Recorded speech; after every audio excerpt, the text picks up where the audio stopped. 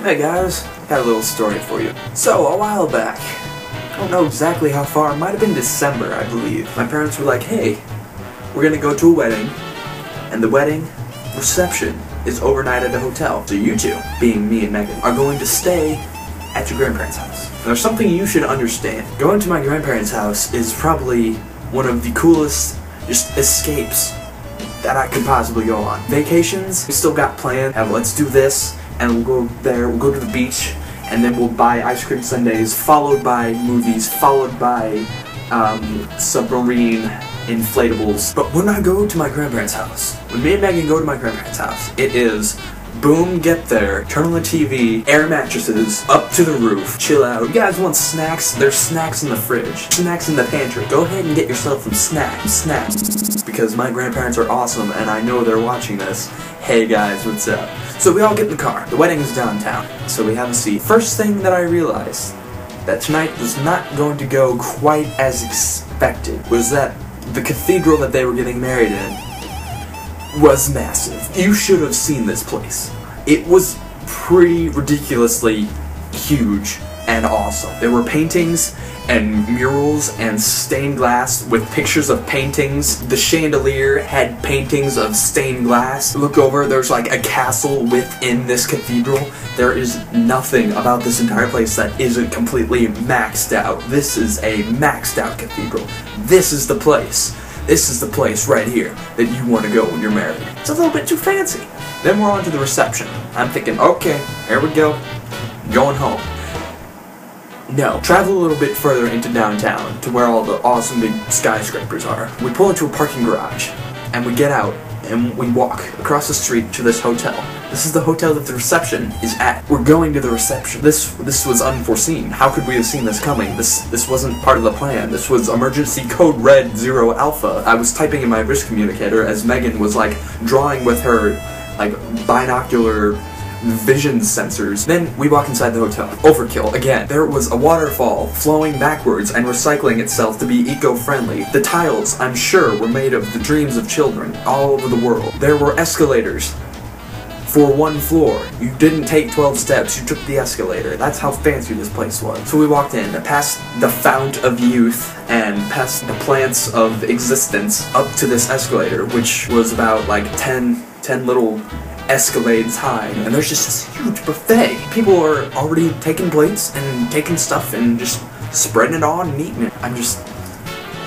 Are we supposed to eat it? No one's here. I look around. This is fancy people food. Biscuits or whatever they're called, caviar or whatever, you sprinkle over the top of it, and you eat that, and that's all they had. They had cheese and bread and croutons. Just giant croutons. So I get a plate, I'm looking around. The best thing I see is dried fruit. I mean, I'm not a big cheese person. You hand me mozzarella, I'll eat mozzarella, but you hand me like 6-year-old Stiliasa, I will not eat that because that's mold. There's no meat to be seen at all. So I get my plate, I get my biscuit, I get my mozzarella, I'm good to go. I go down to this little table, 2-diameter circular table, seated around. Actually, no, there weren't chairs.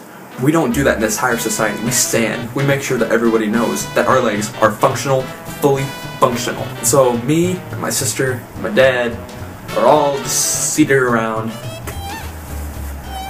standing.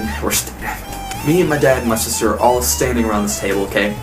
Eating our baguettes and our mozzarella. Now, my sister's not eating anything. In fact, we went beforehand and got her White Castle. Why? Because my sister's diet consists of 4 things. Popcorn chicken, Pop-Tarts, and laser beams. Let alone all this fancy people stuff. This is too fancy. This is too fancy for Meg. She will not partake in the fancy people feasting. So we're just eating, and all of a sudden, these waiters, these servers come out with just trays of stuff, and on the trays I see shrimp cocktail with the cocktail sauce and stuff. I'm thinking, okay, here comes the meat.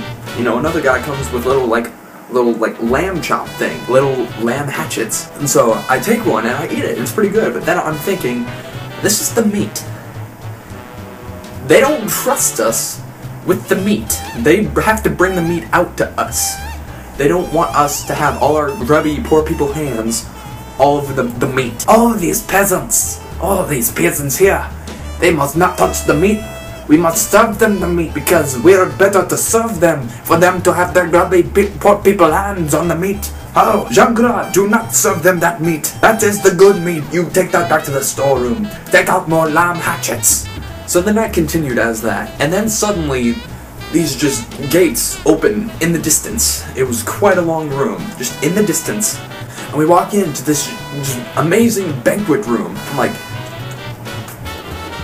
that was an appetizer? That entire thing? That was like 30-minute appetizers. I ate probably like 600 calories of appetizers. So we get in there, and we're seated down. We got the tables and everything. This is what a wedding reception looks like. You know, we've got the tables. Sir, madame, this is your table here. You know, that's the kind of thing we're looking for at a wedding. Not that other stuff. That other stuff is too fancy. We sit down, right off the bat, meal starts cranking out.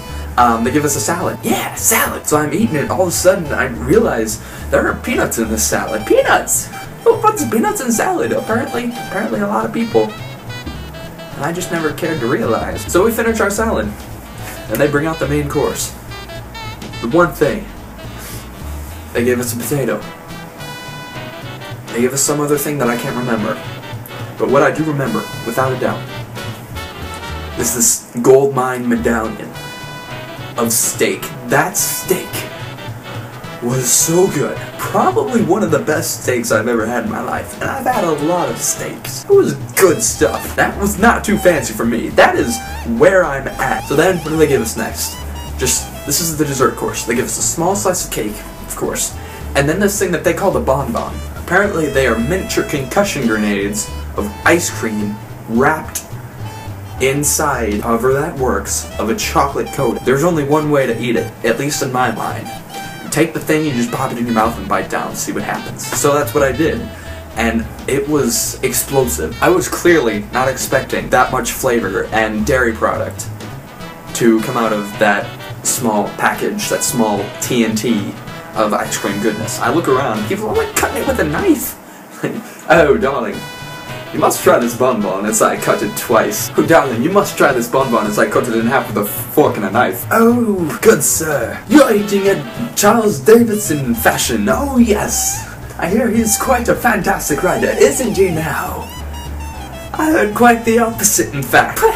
How dare you insult Charles Davidson? You must jest. I do not jest about my work, good sir.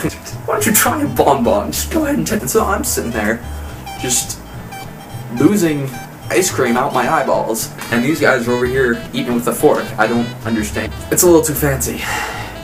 So finally, after all that fanciness, we finally get to my grandparents, and it was as expected.